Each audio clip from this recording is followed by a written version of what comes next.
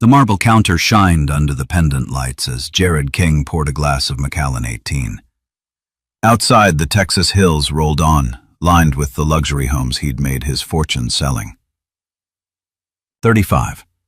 Rich, successful, but clueless about the truth. Mara, his lovely wife, drifted through the kitchen. They'd been married 6 months, and he was still just as taken with her as the day he first saw her in that supermarket, working the floor as a sales associate. "Honey, your mother's calling again," Jared said, watching Brenda's name flash across Mara's phone for the 3rd time that evening. "She probably wants to discuss the charity gala," Marla replied without looking up, her draw thick as honey, but somehow lacking warmth. Jared studied his wife's face, the perfect cheekbones, the practice smile that never quite reached her eyes. Something had been gnawing at him for weeks, the way she flinched when he touched her unexpectedly. How she never initiated intimacy. The strange knowing looks between her and her mother. Speaking of Brenda, she's been in our guest house for 3 months now. Don't you think it's time she found her own place? Mara's spine stiffened. "She's helping us adjust to married life, Jared. She's been through 2 divorces. She knows things." "What kind of things?" "Just relationship things." Mara's voice carried an edge now. "Why are you being so hostile toward my mother?" Before Jared could respond, Brenda herself swept through the back door without knocking, something that had begun to irritate him more with each passing day. At 58, she carried herself with the predatory grace of a woman who'd learned to survive by manipulating others. "Jared, darling." Brenda's voice dripped synthetic sweetness. "I was just telling Mara how lucky she is to have landed such a successful man. Not every girl gets to live in a mansion before she's 30. The way she said "landed" made Jared's skin crawl like Mara had been fishing for him. "I need to update your iPad," Jared told Mara, desperate to change the subject. "The new real estate app I'm beta testing needs to sync across all our devices." "Oh, that old thing. I barely use it anymore." Mara waved dismissively, but Jared caught the quick glance she exchanged with her mother. Later that evening, alone in his study, Jared connected Mara's iPad to his computer. As the sync began, old message threads started populating, including some that had been archived. His finger hovered over a conversation between Mara and Brenda from 8 months ago, just before he proposed. What he read next shattered his world. "Brenda, you don't have to love him, baby girl. Just marry him and stay sweet until we figure out the next move. He's got that new development deal worth $12 million. You'll have access to everything. Mara, he's boring as watching paint dry, but fine. I can fake it for a while. The $2,000 you're paying me monthly makes it bearable. Brenda, that's my smart girl. Have your fun on the side if you need to. Just don't get caught. Your marriage is your paycheck now." Mara already working on that. Nick's been asking questions about when Jared travels for work. Brenda, perfect. Rich men are so trusting when they think they've found their dream girl. Jared's hands trembled as he scrolled through months of messages.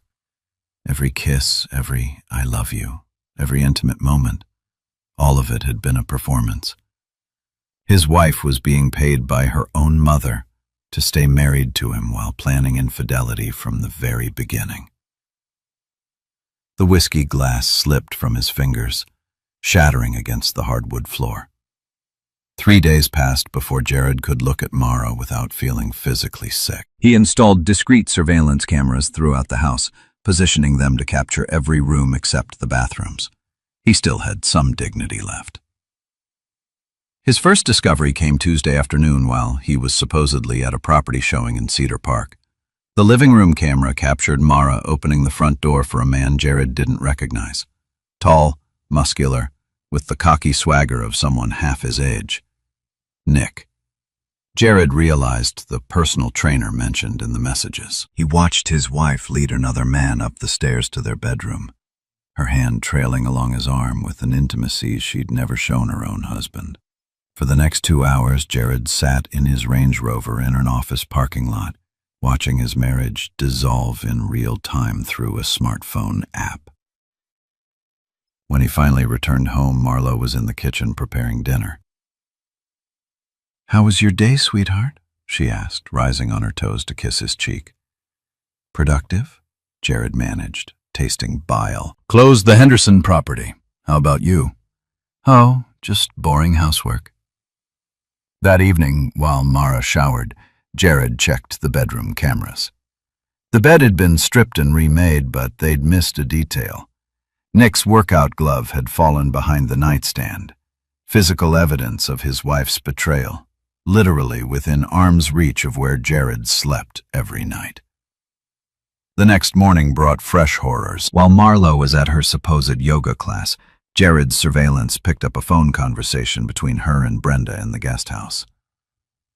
"He's getting suspicious," Marla's voice crackled through the hidden microphone. "Asked about you finding your own place. Don't panic, baby. Men like Jared don't want to believe they've been fooled. His ego won't let him see the truth. What if he finds out about Nick?" Then we move to plan B. Cry, apologize, blame it on feeling neglected. Rich men love to feel guilty. It makes them generous in divorce settlements. Speaking of which, that prenup his lawyer drafted never got filed, remember? I made sure of that. If this goes south, you'll get half of everything plus alimony. Jared's blood turned to ice. Even his legal protections had been sabotaged. He spent the rest of the week gathering evidence. Photographs of Nick entering and leaving the house, financial records showing Brenda's monthly payments to Mara, phone records proving their coordination of the deception. His wife wasn't just cheating, she was the centerpiece of an elaborate long-term fraud. On Friday evening, Jared made his first move. "Brenda," he said over dinner, his voice carefully controlled, "I've been thinking about everything you've sacrificed to help us adjust to married life. You deserve a real vacation." The older woman's eyes lit up with greedy interest. "Oh, Jared, that's so thoughtful, but I couldn't possibly."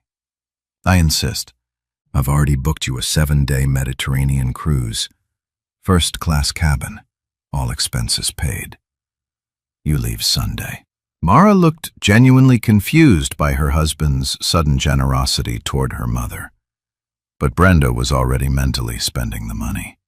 "Well, if you're sure." Brenda's smile was predatory. "Mara can manage without me for a week, can't you, baby?" "Of course, Mama." As Jared watched his wife agree to her mother's absence, he felt the first spark of satisfaction he'd experienced in weeks. The puppeteer was about to leave the building, and he planned to cut every string while she was gone. Brenda's departure Sunday morning felt like a prison door opening. Jared waved goodbye from the driveway, his arm around Marlo's waist in a performance of marital bliss, while internally counting down the hours until he could begin dismantling their conspiracy. Monday brought the first phase of his plan. Using a burner phone and fake email account, Jared contacted Nick's gym with an irresistible offer, a fitness modeling shoot for a luxury real estate marketing campaign. Location to be determined. Payment of $5,000 for 4 hours of work. Nick bit instantly. Tuesday, 3 p.m. Jared told him over the phone, disguising his voice with a slight accent. 1247 Copper Ridge Drive. It's a model home. Perfect backdrop for the upscale fitness lifestyle we're marketing. Sounds great, man. Should I bring different workout gear? Just bring yourself. We'll provide everything else. Tuesday afternoon, Jared arrived at the model home, a sprawling 8,000-square-foot showcase property he'd used for client entertainment 2 hours early. He disabled the main security system, but left the backup cameras running. What was about to happen needed to be recorded, but he couldn't risk the footage being automatically uploaded to the cloud. At exactly 3 p.m., Nick's lifted pickup truck pulled into the circular driveway. Jared watched from an upstairs window as his wife's lover strutted toward the front door. Gym bags slung over his shoulder, expecting easy money and probably planning to brag to Mara about his good fortune. The doorbell's chime echoed through the empty house like a funeral bell.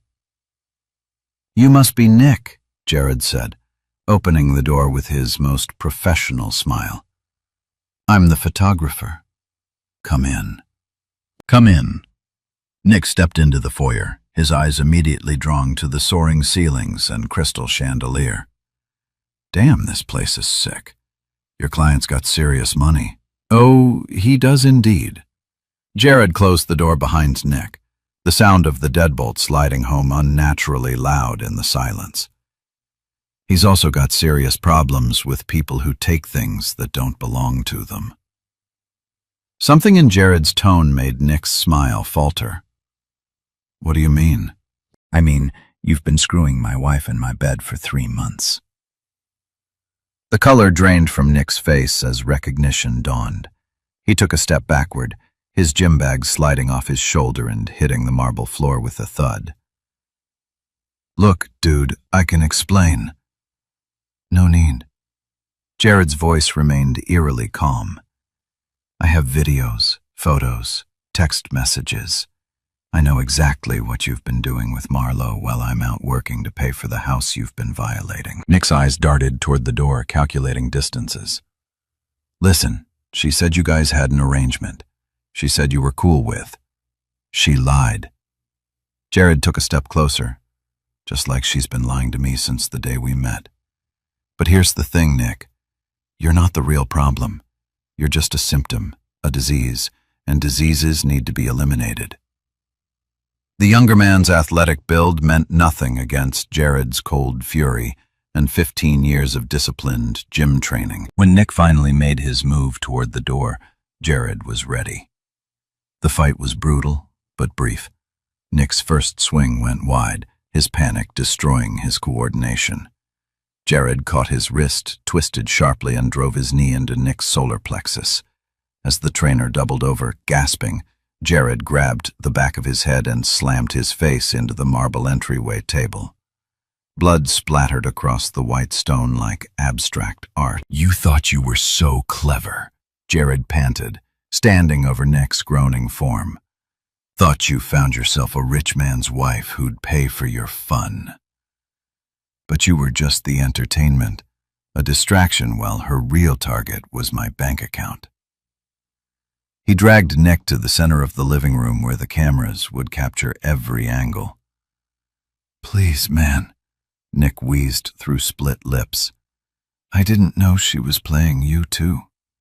She told me you were separated, that the divorce was already." Jared's fist connected with Nick's jaw, snapping his head sideways. "More lies. Everything about this relationship has been lies." For the next 20 minutes, Jared methodically destroyed Nick's confidence, his ego, and his will to fight back. Every punch carried months of cheating. Every kick delivered the rage of a man who'd discovered his entire marriage was a performance. When it was over, Nick lay curled on the Persian rug, his designer workout clothes torn and bloodied, whimpering like a beaten animal. "Here's what's going to happen," Jared said, crouching beside him. "You're going to disappear from Mara's life. No phone calls, no texts, no accidental meetings at coffee shops.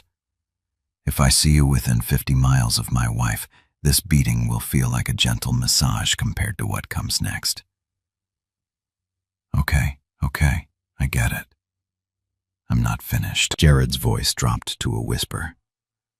"I'm also going to destroy your business. Those state health inspectors who've been meaning to check your gym safety protocols, they'll be getting an anonymous tip about steroid distribution and unsafe equipment. Your insurance company will receive some interesting photos of you, shall we say, compromising a married client in her home. Your landlord will hear about the noise complaints and property damage you've been causing." Nick's eyes widened in terror. "You can't do that. That's my livelihood. Should have thought about that before you decided to make a career out of home wrecking. Jared stood, adjusting his shirt cuffs as if he'd just finished a business meeting. Oh, and Nick, if you even think about warning Mara about our conversation, I'll release the bedroom footage to everyone in your contact list. Your family, your friends, your other clients. They'll all get to see what kind of man you really are. Jared left Nick bleeding on the floor and walked to his Range Rover without looking back. Phase 2 of his plan was complete. Now, it was time to destroy the real architects of his betrayal. By Thursday morning, Jared had 3 different law firms working on his case. His divorce attorney, Patricia Valdez, specialized in high-net-worth marital dissolutions involving fraud. His civil litigation team was building cases for conspiracy, emotional distress, and identity theft. His criminal attorney was documenting everything for potential prosecution. This is one of the most sophisticated marriage fraud schemes I've ever seen, Patricia said during their conference call. Your wife and her mother didn't just plan a gold digger operation. They created a multi-layered criminal enterprise. Jared sat in his downtown office, spread sheets of financial records across his mahogany desk. What are our chances in court with the evidence you've gathered? Excellent. The text messages alone prove premeditation and ongoing conspiracy. The financial records show a pattern of payments contingent on maintaining the fraudulent relationship, and the surveillance footage.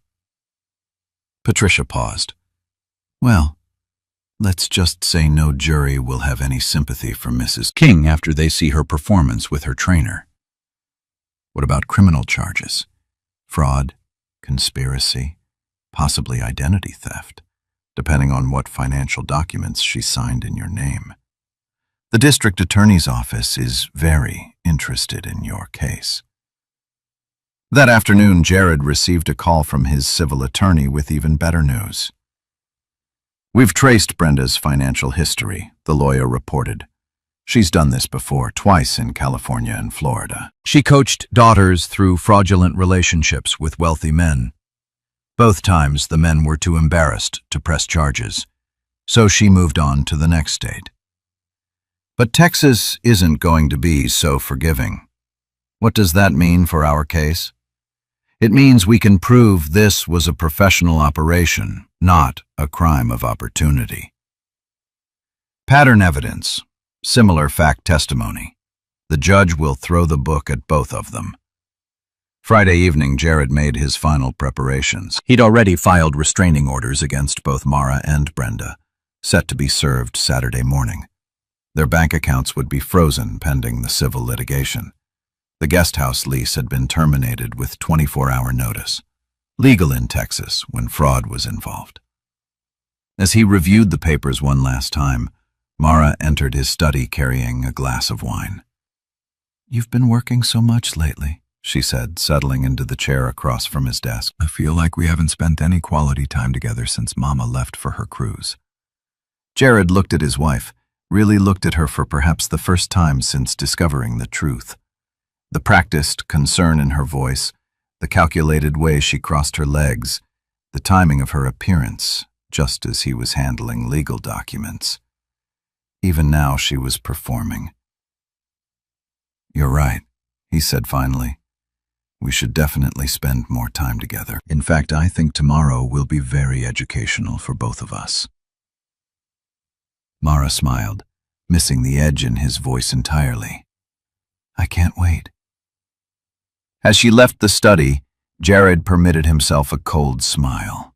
His wife's performance was about to receive its final review, and the critics would not be kind. Saturday morning came with that crisp October air that made Austin shine. But Jared didn't feel it. All he felt was the tension, waiting for the legal gears he'd set in motion to start crushing his enemies. At 9 a.m. sharp, Travis County Sheriff's deputies knocked on both the main house and guest house doors simultaneously.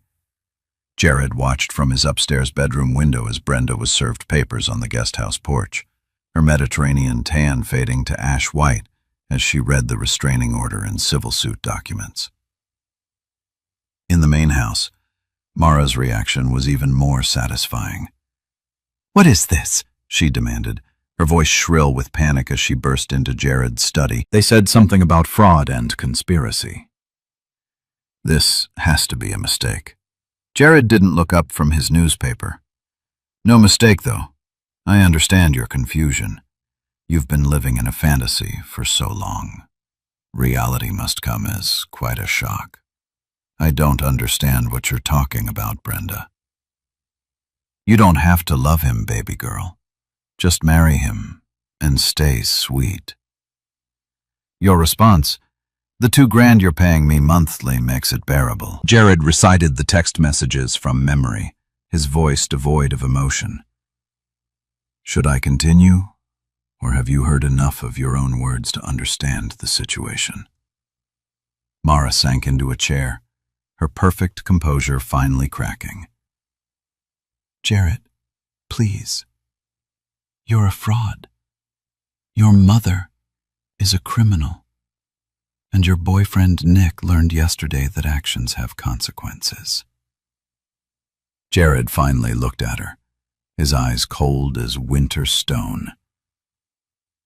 "The only thing I don't understand is how I was stupid enough to fall for it." "Nick?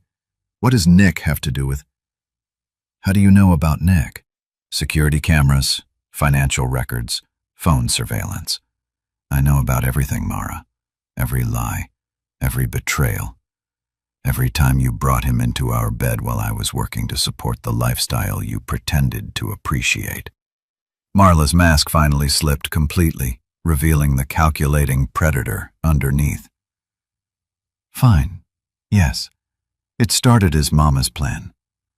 But I could have learned to love you, Jared, if you'd been more attentive." More what? More gullible? More what? More gullible? More willing to bankroll your affairs? Jared stood towering over her. "Save the performance for the jury. You're going to need all the practice you can get." The front door slammed open and Brenda stormed in like an avenging fury. The court papers crumpled in her fist. "You self-righteous piece of garbage," she screamed at Jared. "You think you're so smart with your lawyers and your money? We'll destroy you in court." "We'll take everything you have." "No, Brenda, you won't." Jared's voice remained steady, but his eyes burned with controlled rage. "You see, I did some research on you. Turns out this isn't your first rodeo. Sandra Martinez in Los Angeles, 2018. Rebecca Chen in Miami, 2020. You've been running this same scam for years, coaching your daughter to defraud wealthy men." Brenda's face went pale. "You can't prove." "I can prove everything. Bank records, witness testimony, pattern evidence. The FBI's Financial Crimes Unit is very interested in your multi-state operation." Jared moved closer, his presence filling the room. "You made one critical mistake, Brenda. You got greedy. Instead of taking a quick settlement and moving on, you tried to build a long-term extraction scheme. That gave me time to uncover everything. We'll file charges against you for—" Mara shouted, jumping to her feet. "For what? Investigating my own wife's criminal activity? Protecting my assets from fraud?" Jared laughed, but there was no humor in it. "Please do file charges. I'd love to explain to another judge how you've been stealing from me for months." Brenda grabbed Mara's arm. "Come on, baby. We're leaving. Let his fancy lawyers fight our fancy lawyers. The restraining order requires you to stay at least 500 yards from this property," Jared said quietly. "And as of today, all your credit cards have been canceled, your bank accounts frozen, and your lease on the guest house terminated. You have exactly 1 hour to collect your personal belongings before security escorts you off the premises." "You can't do that," Brenda shrieked. "This is our home." "No, Brenda. This is my home. You were guests who overstayed. You're welcome." Jared checked his Rolex. 59 minutes and counting.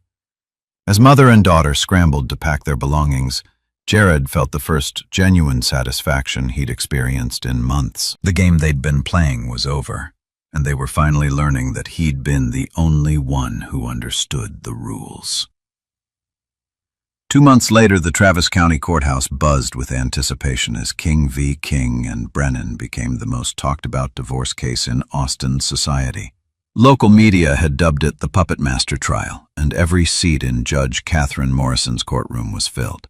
Jared sat at the plaintiff's table in a perfectly tailored navy suit flanked by his legal team. Across the aisle, Mara and Brenda huddled with their defenders. "The plaintiff will present opening arguments," Judge Morrison announced.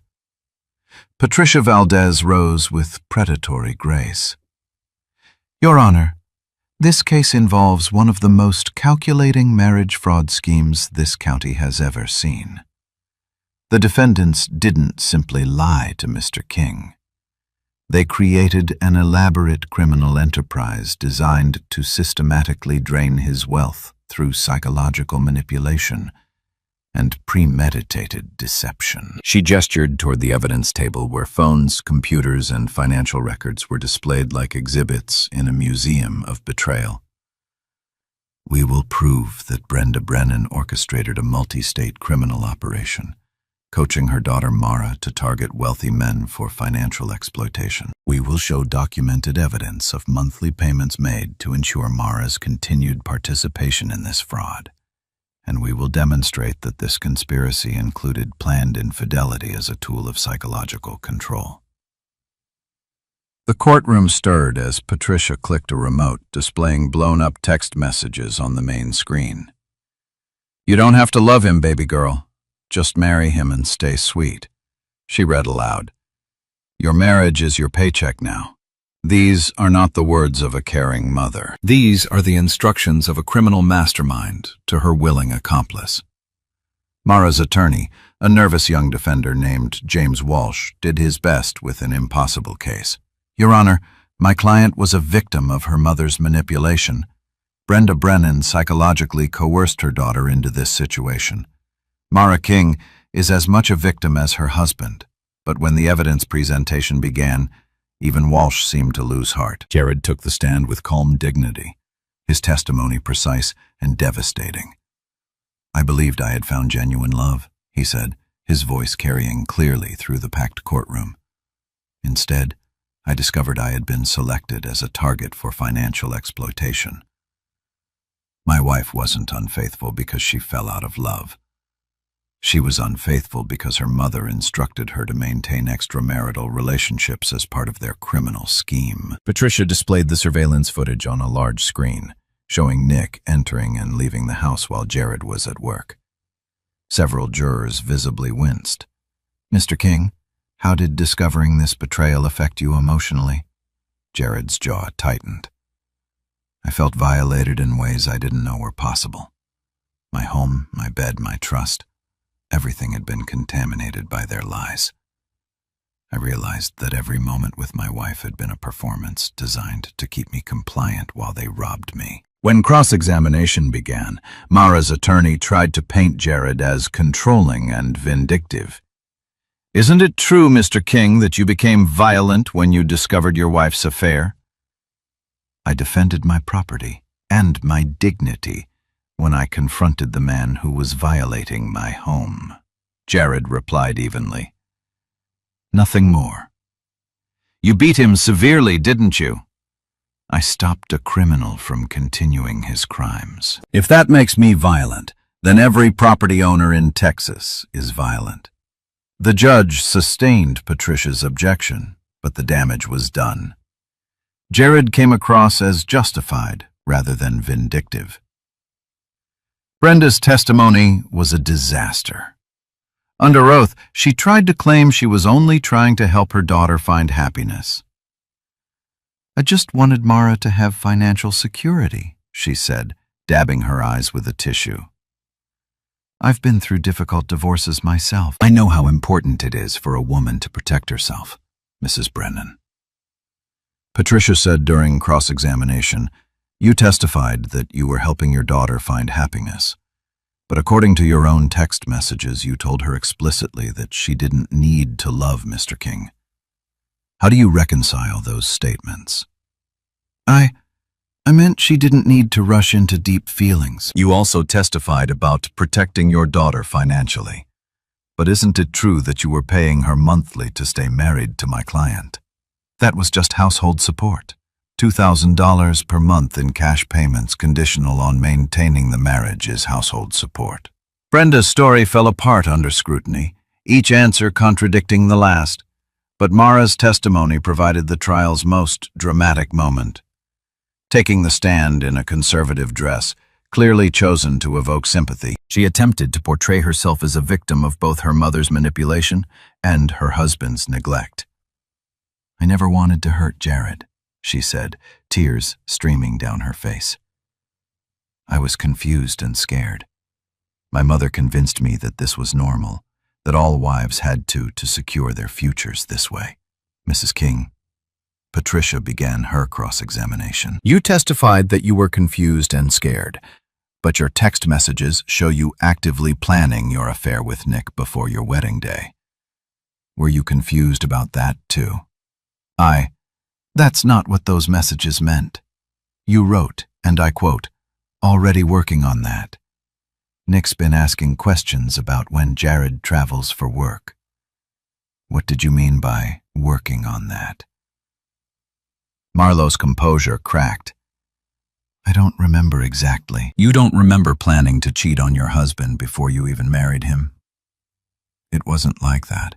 You're twisting everything. Mrs. King, did your mother pay you monthly to stay married to Mr. King? She helped with expenses, yes or no? Did she pay you money conditional on remaining married? A long pause. Yes. Did you engage in extramarital relations with Nick Martinez while married to Mr. King? Another pause. Yes. Did you do so in the marital bed in Mr. King's home while he was working to support you financially? Mara broke down completely.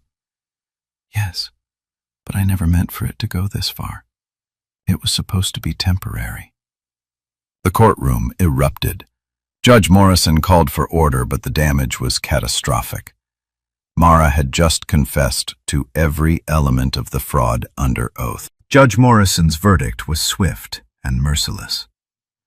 "In 30 years on the bench, I have rarely seen such a calculated and cruel deception," she said, her voice cutting through the silent courtroom. The defendants engaged in a sophisticated criminal conspiracy that went far beyond simple infidelity or even gold digging. They created a fraudulent identity, established a fake emotional relationship, and systematically exploited the plaintiff's trust for financial gain. She looked directly at Brenda and Mara, both of whom seemed to shrink under her gaze. "Mrs. Brennan, you orchestrated this scheme with the calculating precision of a career criminal. The evidence shows this is not your first attempt at marriage fraud, merely your most ambitious. You will face the full consequences of your actions." Mrs. King, you were not a victim in this conspiracy. You were a willing and enthusiastic participant. Your crocodile tears cannot wash away months of premeditated deception. The financial judgment was devastating. $2.3 million in compensated damages, $5 million in punitive damages, and forfeiture of all marital assets. Brenda and Marlowe were jointly and severally liable, meaning either could be forced to pay the entire amount. Additionally, the judge issued permanent restraining orders and referred the case to the district attorney for criminal prosecution. This court will not tolerate the systematic defrauding of Texas citizens, Judge Morrison concluded. The defendants will serve as an example to others who might consider similar schemes. Outside the courthouse, media swarmed as Jared emerged with his legal team. Cameras flashed and reporters shouted questions, but he maintained his composure. "Justice has been served," he said simply. "I hope this case sends a clear message that fraud will not be tolerated, regardless of how it's disguised." Mara and Brenda tried to escape through a side exit, but photographers caught them anyway. The images, Brenda covering her face in shame, Mara sobbing hysterically, would dominate Austin news cycles for weeks. 6 months after the trial, Jared stood in his renovated home, every trace of Mara and Brenda's presence erased. New furniture, new paint, new memories waiting to be made with someone worthy of trust. His phone buzzed with an update from his private investigator. Brenda had been arrested in Phoenix attempting to run the same scam on a casino executive. This time, however, her criminal record made conviction almost certain. She was looking at 5 to 10 years in federal prison. Mara had fared even worse. Unable to pay the civil judgment, her wages would be garnished for the rest of her life. She'd moved back to her hometown in East Texas, working as a night shift server at a truck stop diner. The glamorous lifestyle she'd tried to steal had been replaced by exactly the kind of hardscrabble existence she'd schemed to escape. Nick had lost his gym, his clients, and his reputation after the health department investigation uncovered numerous violations. He'd moved back to Dallas, working construction and living in a studio apartment that cost more per month than he'd once made in a week. The civil judgment had been worth more than revenge. It had been about justice. But the real victory was simpler. Jared had reclaimed his life, his dignity, and his ability to trust his own judgment. As he poured himself a glass of wine, he'd been played by experts, but he'd responded like a professional. In the end, the truth had been more powerful than all their lies combined. His phone rang. Patricia Valdez calling with news about a book deal offer. Publishers were interested in his story as a cautionary tale about modern relationship fraud. "Think about it," she said. "Your experience could help other people recognize the warning signs." Jared considered the offer as he watched the Texas sunset paint his windows gold. Maybe it was time to help others avoid the trap he'd fallen into. Maybe some good could come from the worst experience of his life. "Set up the meeting," he told Patricia, "but I have one condition. Part of the proceeds go to a victims fund for relationship fraud survivors. People who've been through what I experienced shouldn't have to fight alone." As he hung up the phone, Jared allowed himself a genuine smile for the first time in months. He'd been torn down by experts, but he'd rebuilt himself stronger and wiser.